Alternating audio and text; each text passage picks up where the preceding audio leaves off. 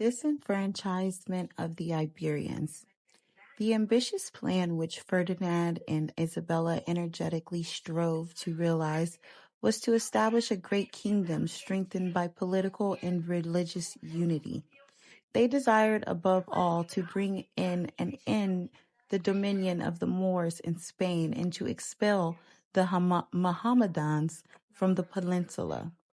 When Columbus came to Spain, the war with the Moors already began. The systematic confiscation of the property of the secret Jews who had been condemned by the Inquisition brought enormous sums of money into the state treasury and furnished Ferdinand and Isabella with means to continue the war. The victorious Spanish troops had already pressed forward and captured Sahara Ronda, which had long been called the Jews' town de los Judíos, Centennial, and several other fortified cities.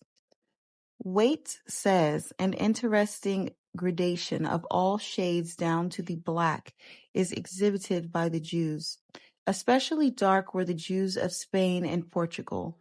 The Portuguese Jews were very dark, says Pritchard, the Duchess de Abrantes, wife of Napoleon's ambassador to the Portuguese, said, "The Jew, the Negro, and the Portuguese." The traces of art, the monuments of great deeds done on the Spanish peninsula are connected with the Moors, or rather with the blended Moors and Spaniards.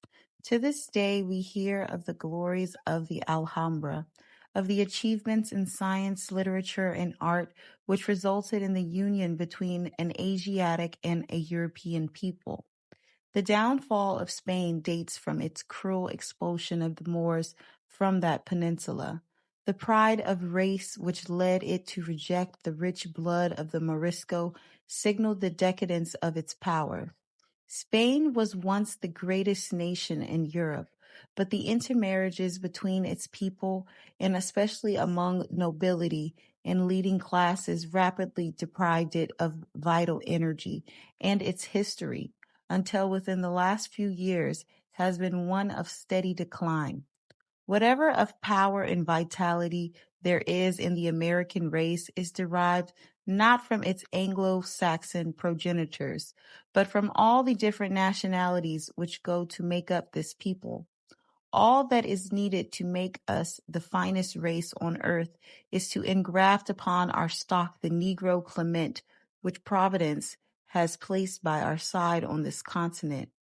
Of all the rich treasures of blood vouchsafed to us, that of the Negro is the most precious, because it is the most unlike any other that enters into the composition of our national life.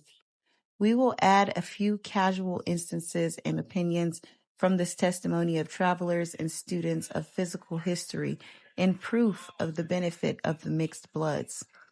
This is a depiction of a knight alleged to be Saint Maurice with two more heads shown above House of the Black Heads, Town Hall Square, Historic Centre, Riga, Latvia.